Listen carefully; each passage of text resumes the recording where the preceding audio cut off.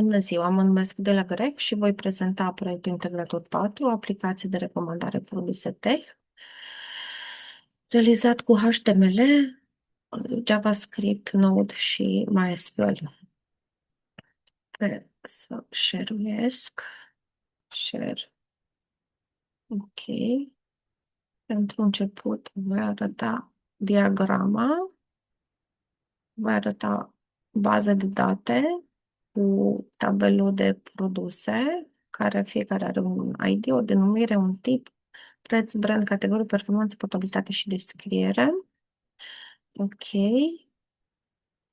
Voi deschide JavaScript-ul și în terminal voi deschide backend-ul și portul 3000.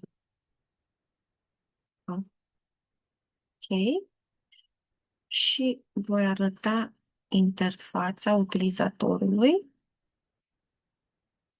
în care am tip de produs, să aleg un produs, buget minim, punem un 8.000, 10.000 buget maxim, categorie punem un office, performanță ridicat, portabilitate ridicat, Lenovo, să găsim ce produs.